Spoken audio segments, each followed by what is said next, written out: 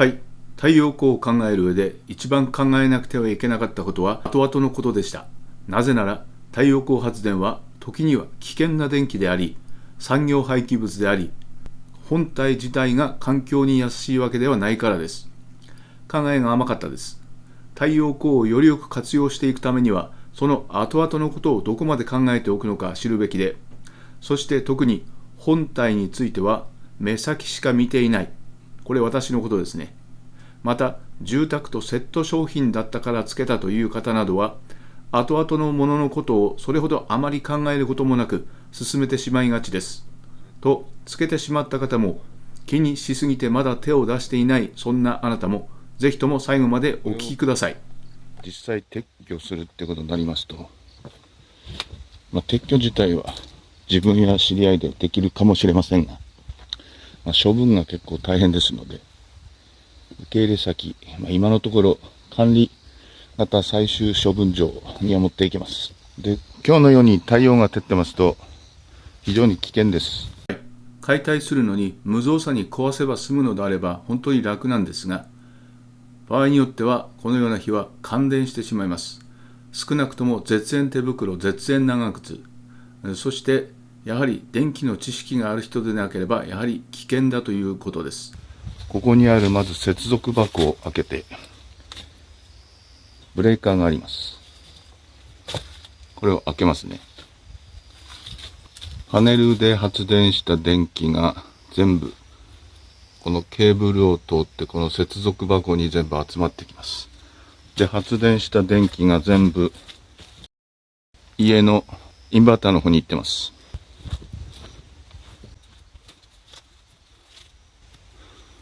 接続箱用の鍵、これ10円玉でもいいんですけど、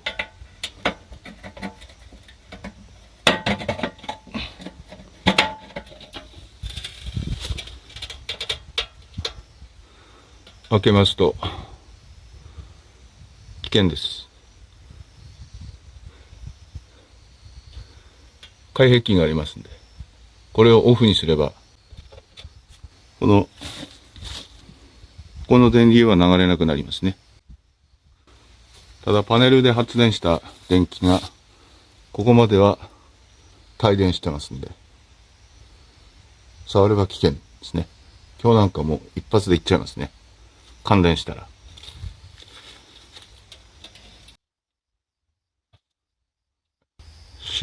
開閉器を切らずに暖炉機を入り切りすると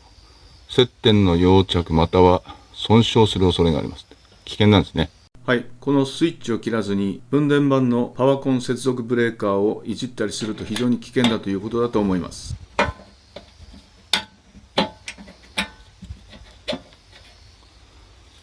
で、処分で一番問題になるのがこのパネル。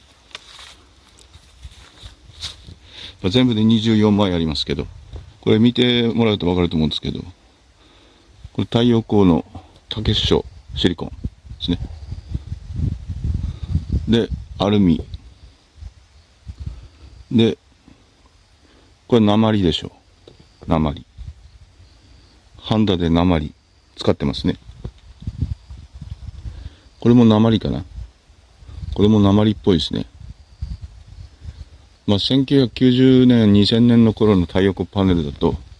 2013年からの鉛フリーではないので、鉛は使ってます。ただこのシリコン系太陽光パネルは、CIS 系とか、AGAS といったような、セレンとかヒ素とか、そういったものは一切使ってない。はい、撤去処分の話なのになぜ成分の話をしているかと申しますと、実際に処分するのは、正直今のところ少し使えてます。でもうちょっと先に処分になるかと思いますが、皆さんこれから処分される方も、いずれにしても今すぐ処分ではないと思います。管理型最終処分場も使えるかどうか将来分かりませんし、で、なぜ成分の話するかと申しますと、実際ほとんどのソーラーパネルがシリコン系太陽光パネルなんですが、あと化合物系ですね、有機系っていうのはあまりありませんし、ガリウムヒ素系っていうのはヒ素が入ってますが、一般の住宅用の太陽光パネルには含まれておりません。なので鉛やセレン、カドミウム、そういったものが太陽光パネルの中に入ってるっていうふうに思われがちですけど、種類によって成分は違うっていうことをまずお伝えしたいですね。そしていざ将来的に処分の時が来た時に、おそらくリサイクル法的なものが出るかと思いますので、その成分表示が明確であれば、また成分表示によってリサイクル料金が変わるんではないかと思っています。で、日本でほぼ全て住宅用はこれっていうぐらいシリコン系太陽光パネルが使われていると思いますので、有害物質としては、何ですか、カドミウム、セレン、そういったものは、入ってないものが日本中ほとんどだということですが、ソーラーモジュールを作るのに微量でもいろんなもの化合物として入っている可能性はあります。ですので、比較的安全なシリコン系ではありますが、しかるべき処分方法を持って処分する必要はあるかとは思います。違いがあるということを今お伝えしたいわけです。すべての太陽光パネルがカドミウム、セレンが入っているわけではないということですね。太陽光パネルの中では一番安全なパネルですね。で、実際、ほとんど日本中あるのはこのシリコン系太陽光パネルなので、皆さんが言ってるほど危険ではない。ただ、有害物質がないわけではないので、しっかりした対応をしないと、ほとんどの方といったものごっちゃになっちゃいますんでね。ちょっとこのリサイクルってなりますと、まずアルミでガラス、そして中のモジュールで裏側の樹脂。はい、この樹脂はお風呂場でよく使うスポンジ状のマットとほとんど同じ成分です。ですので耐水性にかなり優れている製品です。主にこの3つ4つに分けられます。アルミも裏の樹脂も再利用はもちろんできますし、ガラスも使えますね。あとケーブルとか、ああいった部分的なものが全然一般廃棄物になります。リユースリサイクルの前にリユースありますけど、このパネルもね、国産品だと結構買い取ってくれるんで、ただこういったケーブルがないものはもうなかなか厳しいですね。ケーブルがあれば大丈夫っていう。こうやって見ますとね、23年、4年目になってきますと、ケーブルもだいぶ汚れてますね。これなんか虫のあれかな。多分そうですね。ケーブル時代の劣化ではなさそうですけど、ただ表面はだいぶ汚れてます。電力の系統は、一番近いところの電柱から、この分電盤でね、計量器に来て、売電用のメーターと連携してます。はい、先ほどは安全性や処分に関する話でしたが、今度は電力会社との絡みです。今、電柱から引っ張ってきたのをご覧になったと思いますが、ご覧の通り、電力会社と電気がつながっていますので、当初から契約してつなげているはずです。ですので、解体撤去する際には、再度、電力会社との書類を交わす必要が出てきます。それからということになります。発電が多くなれば、この円盤が当然回って売電してます。で、この電作業小屋用と住宅用に分岐してますが、で、住宅用に行く電気っていうのね、あそこの分岐、動力、作業小屋用と住宅用で分けたのが、住宅用はこれです。これが地下を通って、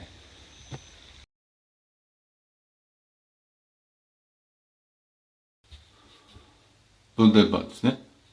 で、分電盤は、この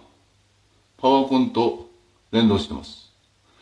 で、パワーコンがさっき言った接続箱のケーブルとつながっていると。はい。ですので、太陽光パネルで発電した電気、接続箱の次は、このパワーコンの電源を切れば、ここから先は途切れると。電力会社の電気とつながってますね。系統の電気ですので、当然申請は必要になってきます。素人では申請できません。電気資格って言っても、それができる資格じゃないとまたできないっていうことみたいなんで。はい。ちょっと長々とお話しさせていただきましたが、解体撤去にあたって必要な知識、分かっていた方がいい話なんですが、これは自分でやるにはもう最低の最低必要な知識ですし、まず自分ではできないっていうことなんですね。以前実は太陽光発電の撤去費用っていうのは動画で出しております。あれはもう積算見積もりですので、実際等身大に落とし込んでですね、ちょっと話しさせてもらいました。で、実際皆さんが将来撤去する場合、自分もそうなんですけど、私の方が多分撤去になるのは早いと思いますが、自分ではできないと思っていますので、もう業者さんに頼むしかないんですね。業者さんに頼むってことになりますと、それ相当の費用がかかることになるかと思います。ただ、見積もりしてもらう際とか、何らかの形で依頼する形になった際にですね、何一つこういった水面下のその知識ないまま頼むのと、分かって頼むのでは、実際相手方が出してくる見積もりの金額の精度も変わってくることは間違いないと思います。私は30年以上住宅の仕事に携わっていて、やはりお客様の方で知識がある場合というのは、やはり気持ちを引き締めて見積もりも出す形にならざるを得ないので、私もこれから撤去するにあたっては撤去自体のプロではありませんので、こういったことを生かして正しいやり方で正しい金額で進めたいと思っています。こういった動画ね、見ていただいたということは何らかの形で関心があればだと思います。将来的にも今後取り付けてからその後のことを考えるにあたっても、何か一つでもお役に立っていただければ本当に幸いです。それでは最後までご視聴本当にありがとうございました。それではまた。